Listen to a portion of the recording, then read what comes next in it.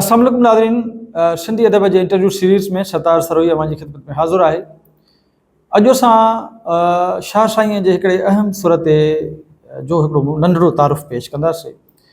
उहो सुर आहे सुर ॾहर। शाह साईं जे हूअं त हर सुर में हिकिड़ी पंहिंजी माम, पंहिंजी रम्ज़ ऐं पंहिंजो फ़िक्र ऐं फ़लसफ़ो समायल आहे, पर सुर ॾहर खे शाह साईं जे समूरे कलाम जो मग़ज़ तसवुरु कयो वञे थो। डॉक्टर नवाज़ शौक़ जेको किताब मुरतब कयो आहे शाह साईं जे सुर ॾहर जे हवाले सां, किताब जो नालो सुर ॾहर आहे।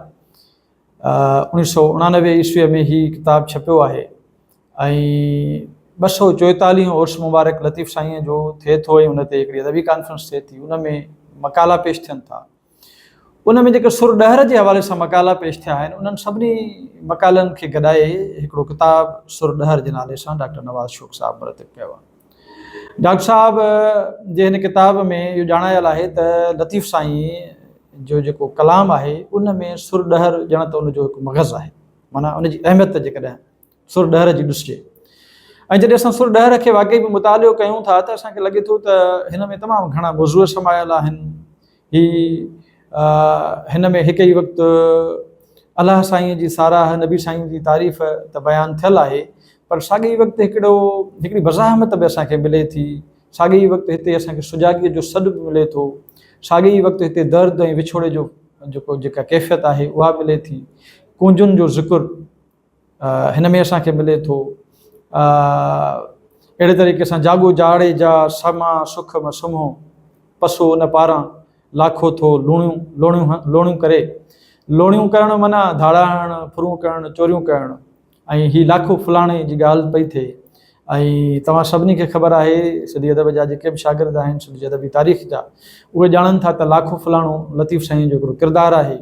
ऐं लाखो शुरूअ में जॾहिं लोणूं हणंदो हो, धाड़ा हणंदो हो, तॾहिं उन जी हिकिड़ी पंहिंजी हालत हूंदी, कैफ़ियत हूंदी हुई।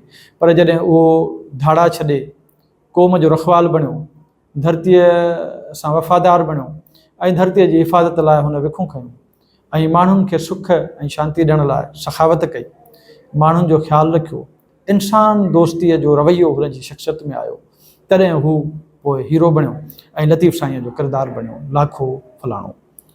लाखे फलाणे खां सवाइ हिन में असांखे बडामाणे पनरे जो बि ज़िक्र हिन सुर में असांखे मिले थो। कूंज ढब मारी मरी शाल ढिब वञनी ढबियूं अञा तो काल, इहो जेको शेर आहे लतीफ़ साईं जो, इहो बि हिन सुर जो हिसो आहे।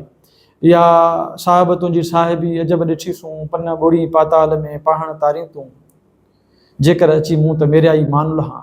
हाणे साहिब तुंहिंजी साहिबीअ वारो ऐं पन ॿुड़ी पाताल वारो फ़िक्र उहो बि असांखे हिन सुर ॾहर में मिले थो।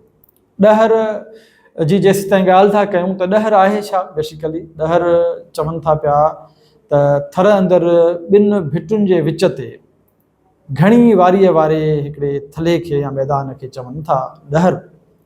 ॾहर जी जेका माना आहे, जेको मफ़हूम आहे, उहो इहो आहे। इब्तिदा में ॾहर खे ॾाहर जे नाले सां, सुर ॾाहर जे नाले सां बि लिखियो वियो ऐं कुझु असांजा जेके शाह लतीफ़ जा शाइर आहिनि, पारखू आहिनि, उन्हनि इनखे सुर ॾाहर करे लिखियो आहे।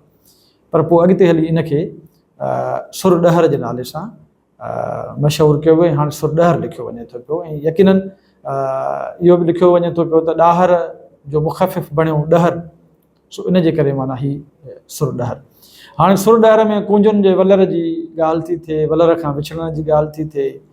हिन ई में असांखे रब पाक जी सना थी मिले ऐं हिन ई सुर में असांखे सुजाॻीअ जो सॾु थो मिले, जीअं जाॻो जाड़े जा। मूं इहो रिसर्च पे कई ऐं पढ़ियो पिए त हीअ जाड़े जा बेसिकली आहे छा, त इहो मालूम थियो त जाड़े जा ख़ुदि समा हाकिम आहिनि। समा हाकिमनि खे जाड़े जा चवनि था। जाड़े जा ज़ात आहे ऐं कच्छ वारे पासे जा रहंदड़ आहिनि ऐं सिंधी आहिनि। ऐं दिलचस्प ॻाल्हि इहा आहे त जॾहिं मूं जाड़ेजनि जे हवाले सां थोरी रिसर्च पे कई त मूंखे मालूम थियो त इहे जाड़ेजा, हिते असां वटि त जाड़ेजा, पर इहे हिंदुस्तान में यानी इंडिया में इहे जडेजा जे नाले सां मशहूरु आहिनि। अॼु बि इहे जडेजा जे नाले सां मशहूरु आहिनि। ऐं मूंखे वरी यादि पियो त इंडियन क्रिकेट टीम में अजय जडेजा जे नाले हिकिड़ो रांदीगर हुयो ऐं हाणे बि हिकिड़ो जडेजा आहे। ऐं पोइ मूं महसूसु कयो त ॾिसो कहिड़ो असांजी नंढे खंड में असांजी में यकसानियत, हिकु जहिड़ाई कहिड़ी आहे। असां सकाफ़ती हवाले सां बि हिकु आहियूं ऐं तारीख़ी तमदुन जे हवाले सां बि असां में काफ़ी हिकु जहिड़ायूं आहिनि ऐं ज़ातियूं ज़ाहिरा जेके हिते असां वटि आहिनि उहे वरी हिंदुस्तान में बि पंहिंजे नाले सां सॾिजनि थो पियो। सो सुर ॾहर जो जेको फ़लसफ़ो आहे उहो इंतिहाई कमाइतो कम वारो फ़लसफ़ो आहे ऐं हिन में असांखे क़ौम परस्ती ऐं मज़ाहमत जो जज़्बो बि मिले थो। जॾहिं असां लाखे जी ॻाल्हि था कयूं त पोइ लाखे जो सॼो किरदार बि असांखे पढ़णो पवंदो ऐं जॾहिं बडामाणी पंडरे जी ॻाल्हि था कयूं पुनरो बडामाणी पुनरो त उनखे बि तव्हांखे पढ़णो पवंदो। अहिड़े तरीक़े सां सुर ॾहर जे हवाले सां इंतिहाई कम जूं ॻाल्हियूं। उमेदु आहे त तव्हांखे सुर ॾहर जे हवाले सां हीउ जेको मुख़्तसिर तारुफ़ आहे यकीनन इहो मुख़्तसिर तारुफ़ आहे इहो तव्हांजे कमु ईंदो ऐं यकीनन इन तारुफ़ खे ज़हन में रखी मां इन सुर जे हवाले सां अञा वधीक पढ़ंदो ऐं वधीक शेर आहिनि जेके तव्हांखे यादि करणा पवंदा ऐं बयानु करणा पवंदा। सो उमेदु आहे त लतीफ़ियात जे हवाले सां लतीफ़ी फ़िक्र जे हवाले सां ऐं लतीफ़ी मालूमात जे हवाले सां असांजो हीउ प्रोग्राम बि तव्हांजे कमु ईंदो ऐं तव्हां हिन मां मुस्तफ़ीद थींदो। सो वरी कंहिं नए मौज़ूअ सां हाज़िर थींदासीं कंहिं नए प्रोग्राम में तेसिताईं मोकिलाणी न आहे जॾहिं पेर ते न ख़ैरु।